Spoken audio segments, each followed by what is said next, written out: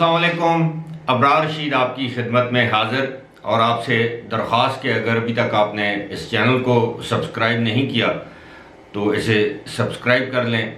جو bell icon ہے اس کو ضرور پریس کیجیے گا. آپ کا بہت بہت شکریہ.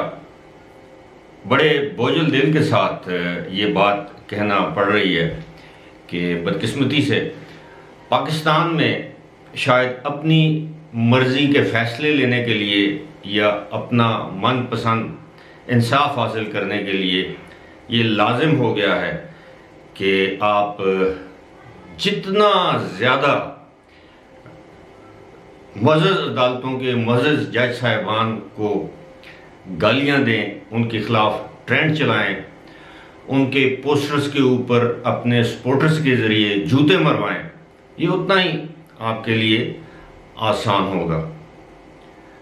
حالیہ دنوں میں آپ نے دیکھا ہوگا کہ وہ جو 5 رکنی بینچ جس نے بالآخر وہ منحرف اراکین کے حوالے سے ایک فیصلہ دیا، جس کو تحریک انصاف اور اس کے سربراہ عمران خان نے ایک تاریخی فیصلہ قرار دیا اور سپریم کورٹ کے جج صاحبان کو مبارکباد دی، ان کا شکریہ ادا کیا. یہ وہی ججز ہیں، یہ وہی 5 ججز تھے جن کے پوسٹروں پر پاکستان اور پاکستان سے باہر پی ٹی آئی کے سپورٹرز جوتے مارتے ہوئے دیکھے گئے. اور اب یہ جو نیا از خود نوٹس والا جو معاملہ ہے، اس معاملے کو دیکھتے ہوئے تو دل رو سکتا ہے. ہم لوگوں نے اپنی صحافتی تاریخ میں، اپنی جوانی میں بہت کچھ دیکھا ہے، اور یہی سپریم کورٹ کے جج صاحبان تھے جنہوں نے ایک سابق وزیر اعظم کے بارے میں فیصلہ لکھتے ہوئے معیوب تو نہیں کہہ سکتا لیکن قابل اعتراض شعر لکھے، مصرے لکھے، اور ماریو پوٹرو کی کتاب وہ گاڈ فادر، وہ اس کا وہ جو بھی ہے، یہ سارے معاملات ہمارے سامنے ہیں. سابق وزیر اعظم عمران خان کا نام تھا پی ٹی وی حملہ کیس میں، یہاں تک کہ سابق صدر کا نام تھا، موجودہ صدر کا نام تھا پی ٹی وی حملہ کیس میں. پروسیکیوٹر بدلے گئے، سب کچھ اپنی مرضی کے فیصلے لیے گئے، بری ہو گئے، سارا کچھ ہو گیا. کوئی عدالت، معزز عدالت سے ٹس سے مس نہیں ہوئی. کسی معزز عدالت کے معزز جج نے کوئی سو موٹو نوٹس نہیں لیا. لیکن اب ایک خدشے کی بنیاد پر نوٹس لیا گیا، اور اطلاعات یہ ہیں کہ ایک معزز عدالت کے معزز جج صاحب ہیں، ان کے کسی عزیز کو ایف آئی اے سے تبدیل کیا گیا، یا ایف آئی اے کے اندر ہی کسی ایک عہدے سے دوسرے عہدے پر ان کی تعیناتی کی گئی یا تقرری کی گئی. موصوف کو یہ بات پسند نہیں آئی اور اس پر انہوں نے چیف جسٹس آف پاکستان سے رابطہ کیا اور انہوں نے ایک بینچ بنا دیا. اب صورتحال یہ ہے کہ پاکستان کے لوگ نہ اندھے ہیں، نہ گونگے ہیں، نہ بہرے ہیں. ہم عدالت کی توہین نہیں کرنا چاہتے. آج مجھے اپنے پرانے سینئر، انتہائی سینئر کولیگ شاہد اورکزئی یاد آ رہے ہیں. وہ شاہد اورکزئی، پتہ نہیں آپ میں سے کتنے لوگ ان کو جانتے ہیں. یہ وہ انسان ہے جو کہ میں سمجھتا ہوں اپنی طرز کا ایک الگ سا ایک انسان تھا. کچھ لوگ ان کو دیوانہ کہتے تھے، کچھ لوگ ان کو کہتے تھے کہ یہ پتہ نہیں اس شخص کے دماغ میں کیا خلل ہے. لیکن وہ اکثر پٹیشن لے کر سپریم کورٹ یا ہائی کورٹ چلے جایا کرتے تھے. ظاہر ہے وہ پیشے کے اعتبار سے تو جرنلسٹ تھے، لیکن ان کے پاس وکالت کی ڈگری بھی تھی.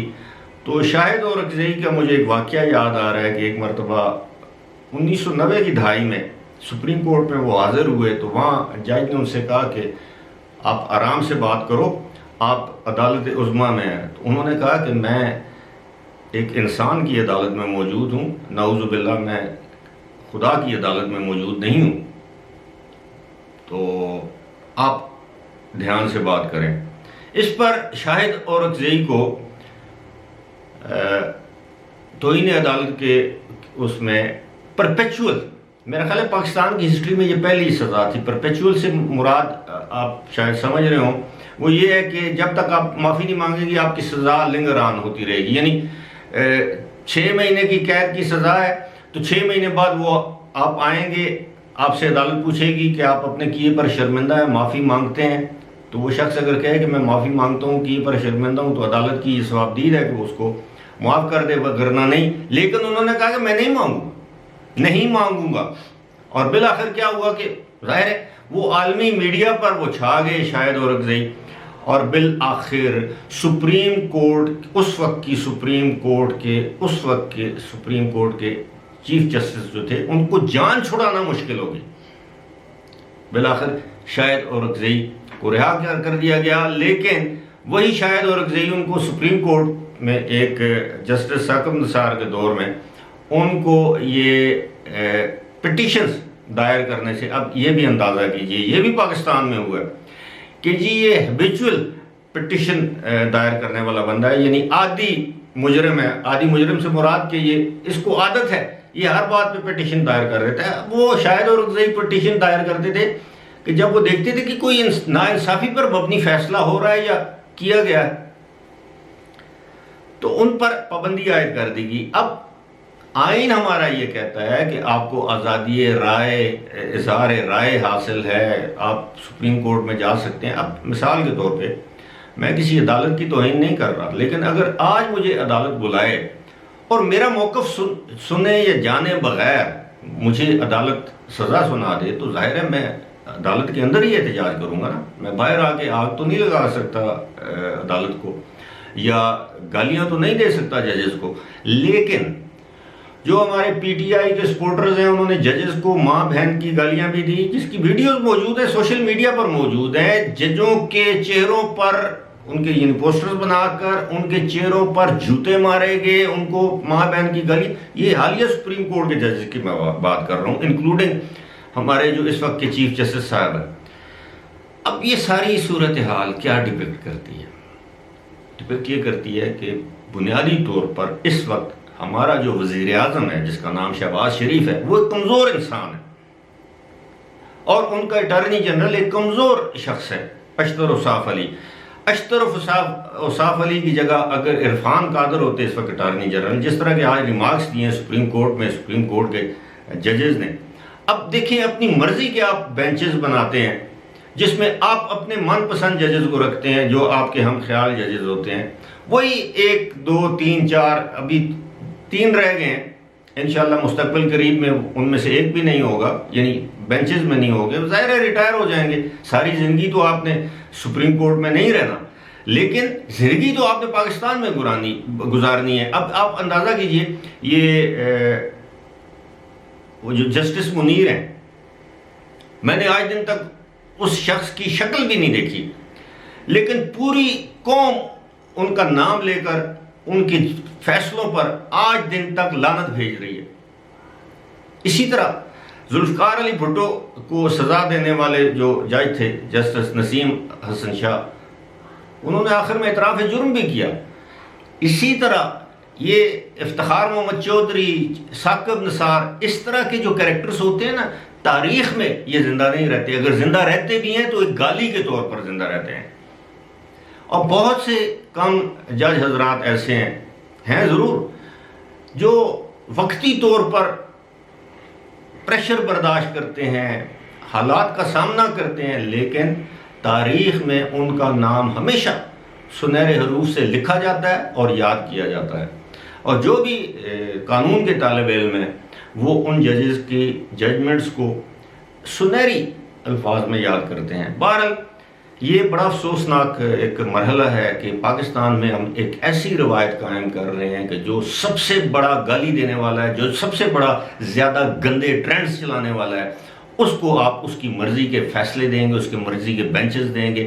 ابھی آپ دیکھیں نواز شریف کے دور میں کیا کچھ نہیں کیا گیا، لیکن نون لیگ نے، ٹھیک ہے 1998 میں ایک واقعہ ہوا تھا، میں اس کی بھی مذمت کرتا ہوں، میں اس کی حمایت نہیں کر سکتا، لیکن آج کل جو کچھ کیا جا رہا ہے، کیا یہ عمران خان نہیں تھے جنہوں نے سپریم کورٹ کے ججز کو للکارا، ہائی کورٹ کے ججز کو للکارا، یا ہائی کورٹ یا سپریم کورٹ کو للکارا؟